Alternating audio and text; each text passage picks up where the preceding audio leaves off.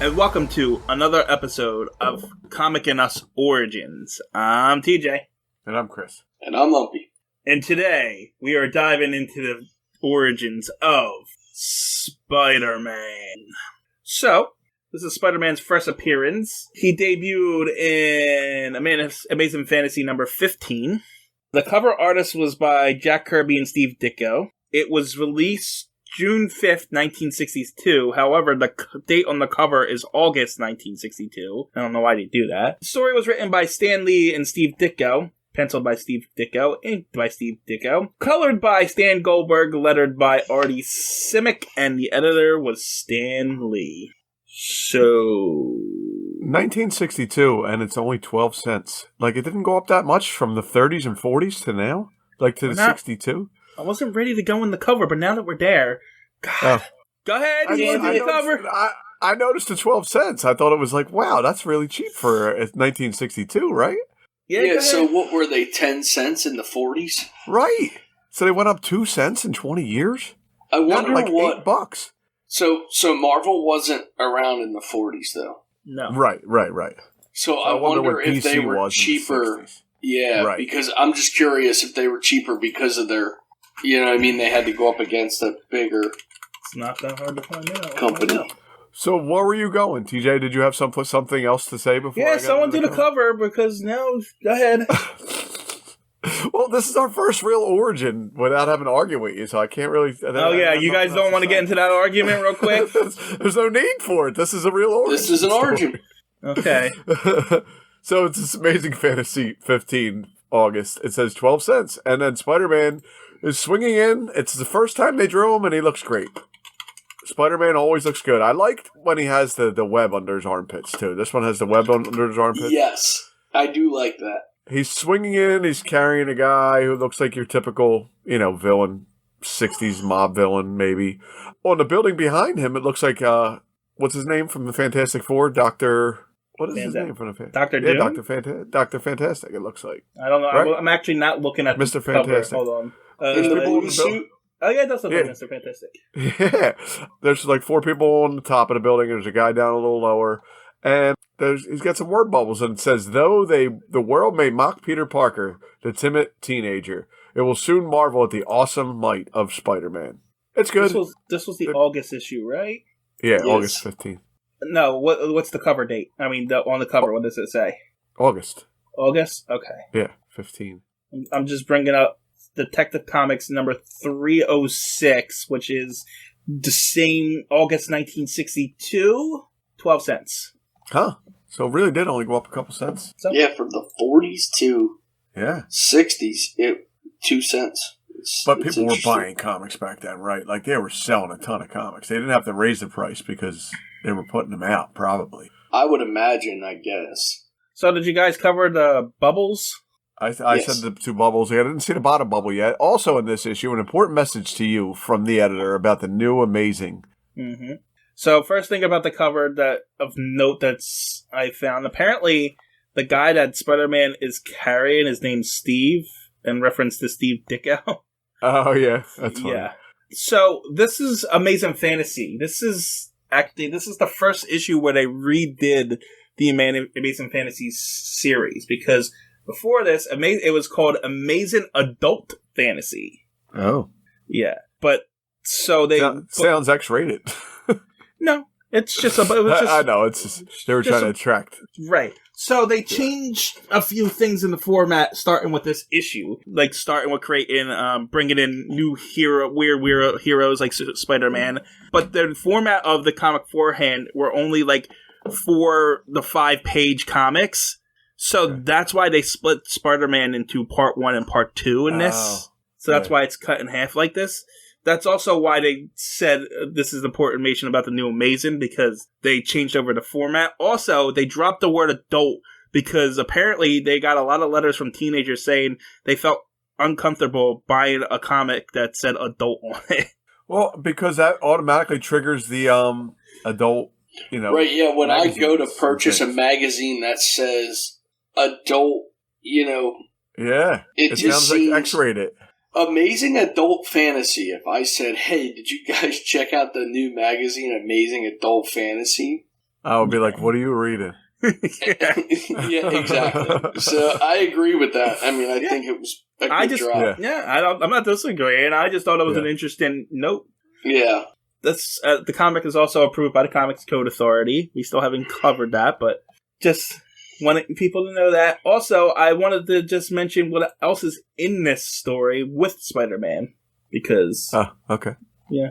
So there's a story called The Bell Ringer, which is about some guy who rings a bell for when stuff's happening, like bad stuff, and then a volcano is about to explode, and he goes up to the volcano and rings the bell despite it erupting all around him to warn everybody.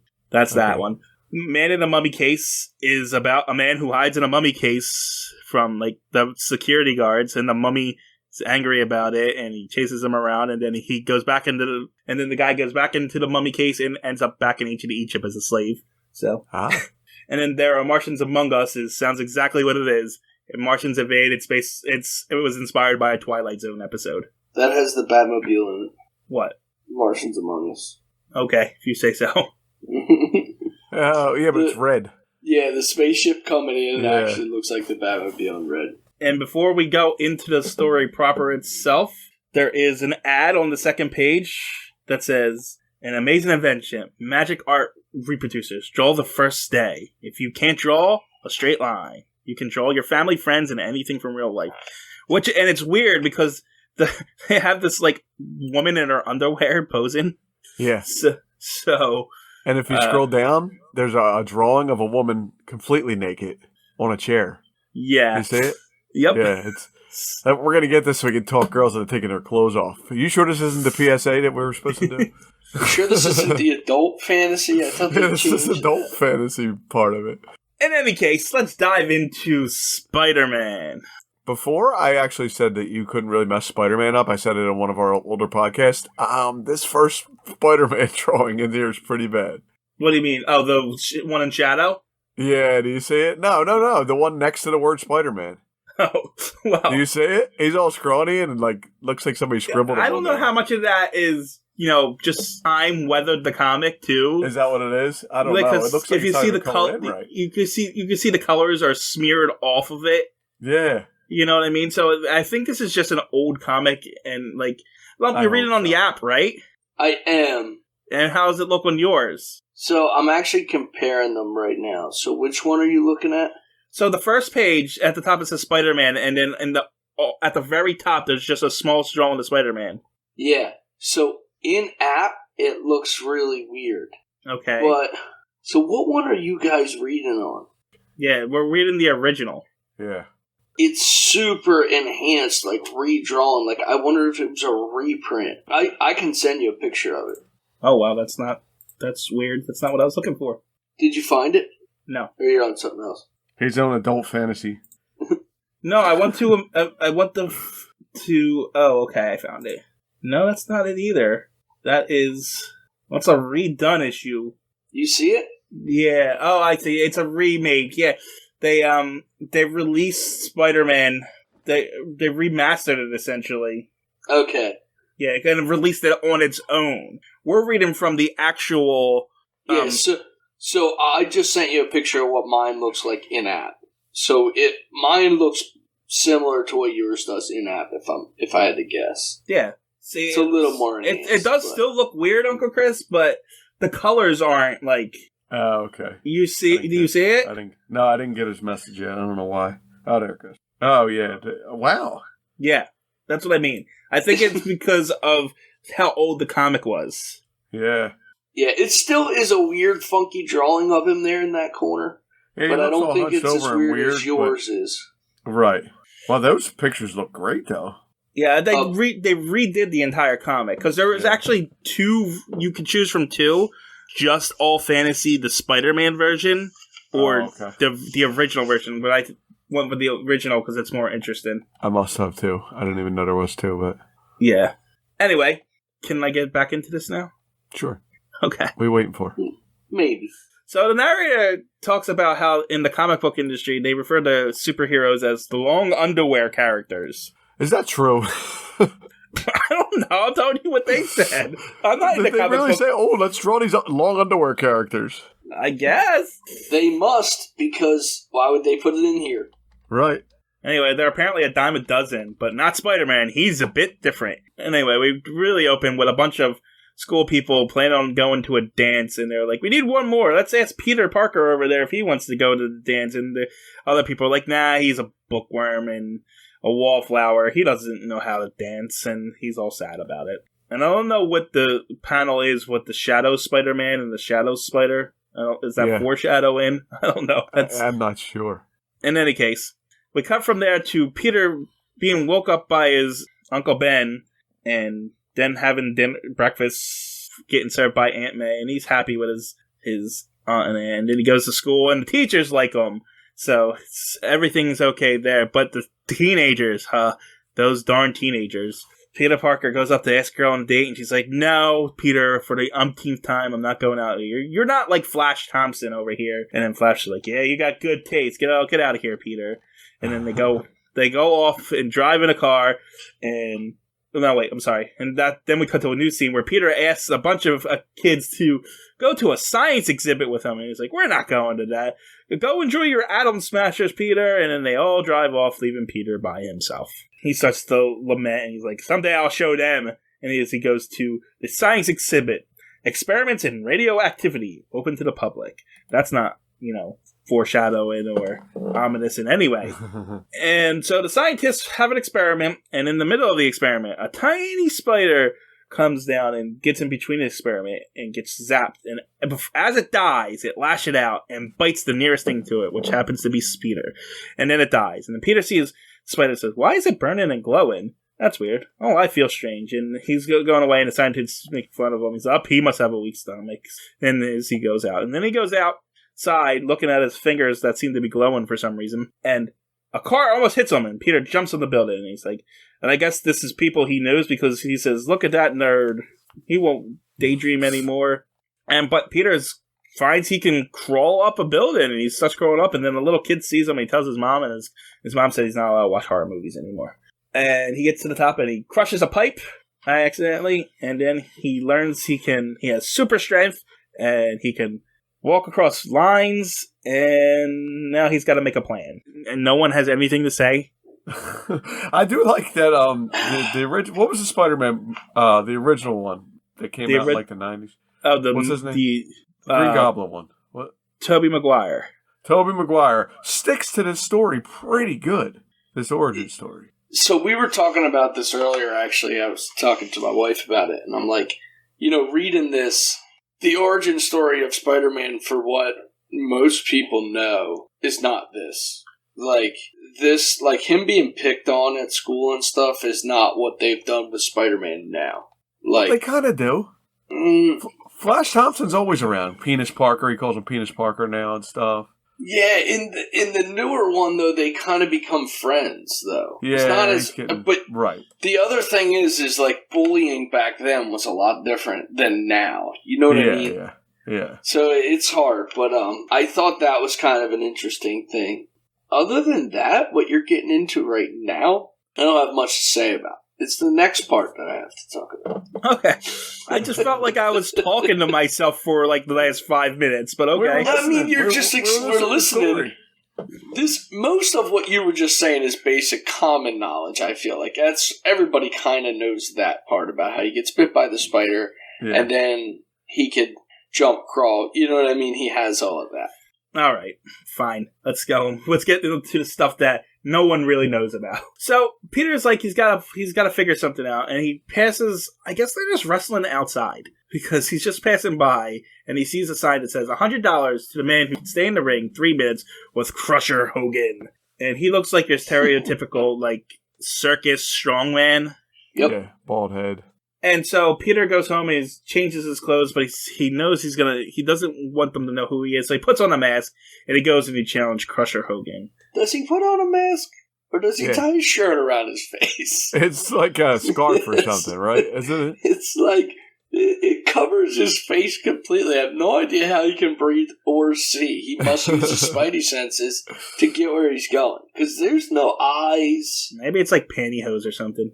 Yeah. It's pretty. I was impressed. It does look net-like. It looks a little net-like. I wonder if maybe it's one of them shirts with all the little holes in them. like they used to wear. I'm trying to see what yours looks like. Yeah, so mine looks exactly the same. That's how they drew it. That's how they enhanced it, too. Okay, well, Peter gets in the ring with Crusher, and he doesn't even hit him. He just, jumps over him, puts him on his shoulders, climbs the pole. Carries him around a little bit, yeah. And Hogan just gives up, and it's like... And all the crowd's like, wow, that's great. And then the carny-looking guy's like, this character might be what I'm looking for. And he comes, and he offers him a fortune to be in he's a TV producer, and he wants for Spider-Man to be with the act, or whatever. And he wants him to be on Ed Sullivan's show. Yeah. Pop reference culture.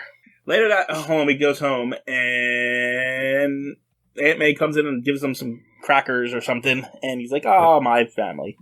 But only if they knew I was Spider-Man. And then he goes to work building his web shooters and his suit, and... Did he sew it himself? I don't get where a suit... it looks like he just made it out of, thin air. It doesn't say. It doesn't go into that. And I also am always so confused about the web spitters. Why? So he creates this? This isn't something that his body puts out. Yeah, no, they're... Oh, no. He's always created it until the Tobey Maguire movie. He created it. Yeah, no, that's always been continuity. He creates the web shooters. Yeah, and my only question with that is, if he can create that, he doesn't need to be Superman for money. I know things change as the comic. I'm just saying before you continue, he's Spider-Man, not Superman. Yeah, you just call him Superman. TJ called him Batman earlier. You call him Superman. I'm going to call him something. I'm going to call him Wonder Woman. All right, that's how I call him. I'm just in my mind. I always knew he created the web spinners, but for some reason I always thought that the stuff that actually came out of them was produced by him. But he made these things to be able to shoot them. No, he always creates a compound that makes super sticky web. In this case, it's super cement or something, they say. Yeah, that's basically it's cement. Funny. I was recently watching the newest Spider-Man movie, and when Tobey Maguire squirts it out of his wrist, they get all grossed out, and they're like, how did that even happen? So I gotta watch them again. So speaking of the suit, it says in one of the notes on the fandom page that Peter Parker on his Spectacular Spider-Man number 60 clarifies that Peter didn't design his costume from scratch. Instead, he modified a pair of dance skins to make his costume. I believe at one point with the changing of the origins that Aunt May makes it for him, doesn't she? At one point. No, I think you're thinking of Superman because that's why I said Superman. Ma Kent, I don't remember her actual first name, does make Superman's. Okay, maybe I am thinking of Superman now. Yeah. Anyway, back to the story. So yeah, he's got his suit, he's testing out his things. This is where we learn that it's cement compound, and he does it. And then he's on the ceiling, and he says he's ready to introduce Spider-Man in the world. And then this comic tells us it's continued after the next page. And then we get an amazing new home training plan in air conditioner and refrigeration. Yep. And then part 2 of the origin of Spider-Man. And he's in a film studio being filmed. He's crawling on the wall. Everyone's amazed. He uses his web shooters, and everybody's loving his new thing. And he's people are trying to give him movie deals and stuff like that. He's super, super, super famous right now. Right. Which doesn't come up again, as far as I know. They don't. Well, yeah, that's I mean, sure, he's in the papers and stuff, but they don't say he's he was on TV and stuff, and any of the other comics that I know of. No, I don't. No, so I think after he does this, and then what happens in the future, I think it kind of changes who he is, and he stays out of that spotlight as best he can. Right, well, he wasn't trying to be a superhero. He was trying to be, just make money on this. But, exactly the problem. Yeah. And he's he's getting very full of himself and egotistical, which comes up right here as he walks out away from the people trying to get him to do business with them. And some thief is running away from a cop, and the cop says, "Stop!" And Spider-Man says, "That's not my problem," and lets the guy get away. He gets in the elevator, and he's like, "Whew." The guy said, Thank God that goon didn't stop me. And then the cop's like, why do you stop him? He's like, that's your job. I don't stop people. And then he leaves. Probably should have stopped him. Yep. And then a few hours later, Oh, look, Aunt May and Uncle Ben give him the new microscope he's been wanting. Isn't that they're sweet? so good to him. He loves his Aunt May and Uncle Ben. I hope nothing ever happens to them guys. they're so... What's the word? They are like... Doting parents. No, like the story is calculating. What's the word where they're just like trying to... Foreshadowing. Not even foreshadowing. They're nailing it in. Like they're what's going to happen. Yeah, pushing the love for Uncle Ben right on you. Yeah, they're like, yeah, look at all this. This is going, woo. Anyway, in the days that follow after that, Spider-Man continues his act, and he's in the paper all over the place. And apparently he's a star. Yeah, people love Spider-Man. And then one evening, when he's going home, he sees a police car outside of his house, and he goes up, and the police officer says, "Your uncle has been shot, murdered." He does say that, And Peter's like, "Uncle Ben, dead. No, it can't be." And then the cop goes on to tell him stuff he shouldn't tell him about, Yeah, this is... Yeah. He's trapped in Acme Warehouse right now at the waterfront. We'll get him.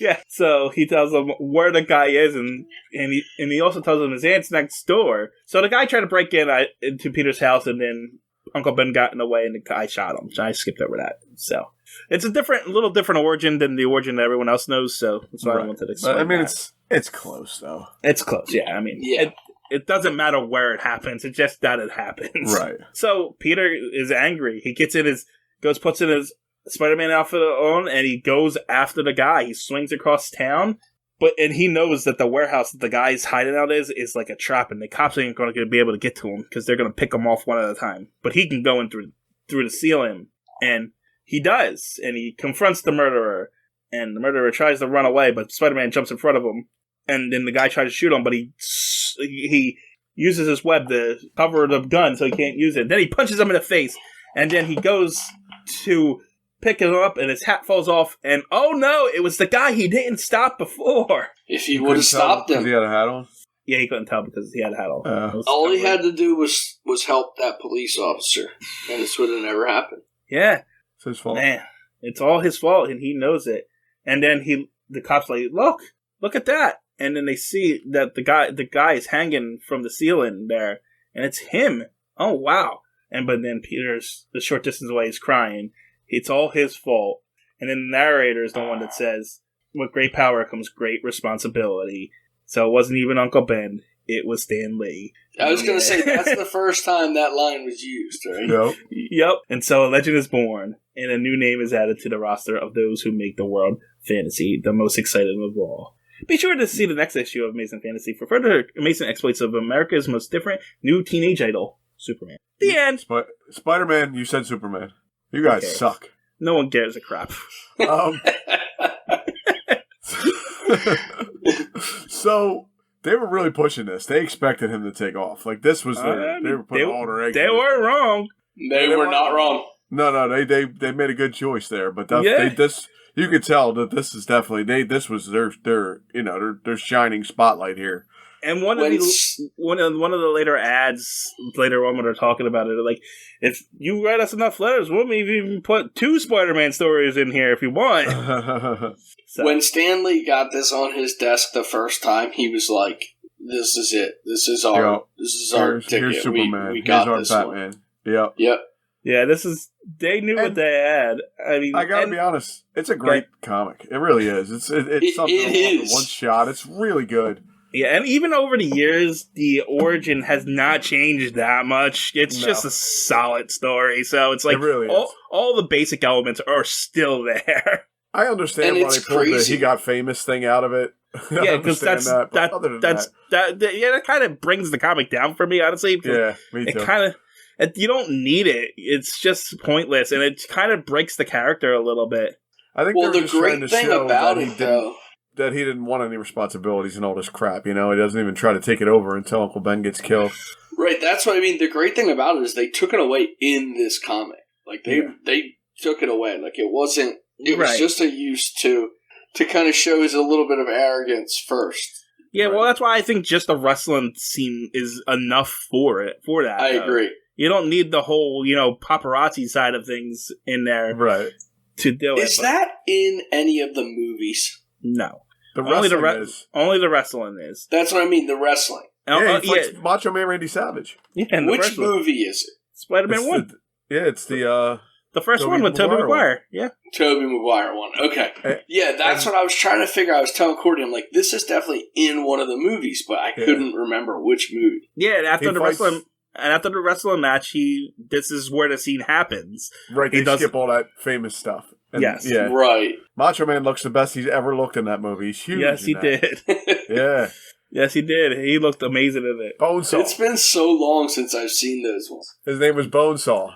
Yeah, Bonesaw. They're good movies. I mean, the third one's garbage, but... Yeah, it falls apart a little bit. But, I mean, and because from the 90s Spider-Man, that Venom story was awesome, and then it was not good in Spider-Man 3. No, but the newest Spider-Man that came out, like, where it had all three Spider-Man was really good. Yeah, that was cool. I thought I watched some of that. I like the newer ones a lot, too. I still think that the original Tobey Maguire one was better. Like, well, I mean, since they put Tobey Maguire in those new movies, it kind of made everything canon. I think it makes that. Yeah, it makes everything better. It was good. Yeah, it was a good choice. It confused a lot of people who don't know, a lot of the stories or only knew Spider-Man now. They were, the new Spider-Man. People were like, hey, what the heck is this crap? But I liked it. I thought it was good. It was good. It was well done. So this one, appearing in Spider-Man. It says the Masked Marvel / Spider-Man, Peter Parker. That's him. First appearance. The Masked Marvel. Aunt May first appearance. It says Uncle Ben first appearance, death. I mean, he does come back. He does, but yeah. Flash Thompson first appearance. Liz Allen first appearance, unnamed. She's not named. This one says the Burglar first appearance, so apparently the Burglar's going to be back. Yeah, they retackle this origin like 7 times. Oh, right. Yeah, I didn't even think about it. Raymond Warren, Peter's teacher's first appearance, the NYPD. Bernard O'Brien first appearance. Radioactive Spider first appearance and death. Midtown High students first appearance. Seymour Riley, unnamed. Dr.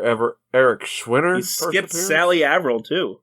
Oh, Sally Averill. Yeah, but it doesn't say anything about her. But it's got a little arrow next to her name. Uh-oh, I clicked it. I don't know why I clicked it. Why'd you click it? I don't know. Click. Whoops. It just took me back to the beginning anyway. Crusher Hogan doesn't have any first appearance next to his name. Baxter Bigelow first appearance. Chet Huntley is unnamed. And Ed Sullivan gets mentioned. Why did you skip Max Schiffman? This one even has television producer first appearance. Oh, yeah, I didn't even see him. I was trying to. There's a lot of stuff there. And then races and species, humans and spiders. Do you want to go through all the locations? Because there's a ton of them. You want me to do it? I can do it. Yeah, go for it. Locations: Earth, United States of America, New York City, Queens, Flushing Meadows, Corona Park, New York Hall of Science, first appearance. Forest Hills, Aunt May's house, first appearance. Midtown High School, first appearance. Manhattan, Acme Warehouse, first appearance. Television Studio, first appearance. You can do the items. Oh, it says Spider-Man's red and blue suits, first appearance, and Spider-Man's web shooters, first appearance. It's everything's first appearance. Yeah. Because this is called Comics and Us Origins. Except for the wrestler. Crusher Hogan. Crusher Hogan's been in everything. Just unnamed, but he's been in everything. Okay. It does say see chronology for Crusher Hogan. Oh. I clicked it. It just takes you to what panel he's in. I don't need all that. Somebody really worked hard on this one. Yeah, someone really liked this comic. Yeah. Well, and I was a agree. great it is comic. A great comic, so. All right. Is that it? I don't know. Is that it? That's all I got. So. All right. Well, I'm just going to go to the first Spider-Man. What's that? I said it's a good comic. What else you want us to say? Yeah, we usually take a lot longer when we complain about shit and stop you because we're like, wait, what happened? No, wait, why is that going on? And this one didn't have that, so I think it was good. So I went to the top of the first Spider-Man jokes, and it says, why is Spider-Man so good at comebacks? Because with great power comes great responsibility. Ha. Some of them are really bad. You know what Spider-Man's side job is? Web developer. Guess who missed Spider-Man's homecoming? Uncle Ben. Oh, ow. That's enough. That's enough. Okay. Was that a joke? I don't know. Yeah. No, that was a statement. Yeah, that was a statement. It says, guess who missed Spider-Man homecoming? Uncle Ben. That's what it said. I don't know if that was a joke, but okay. Yeah. I don't like that. I think we're done with that morbid joke there. Yeah. Yeah. Bye. Bye.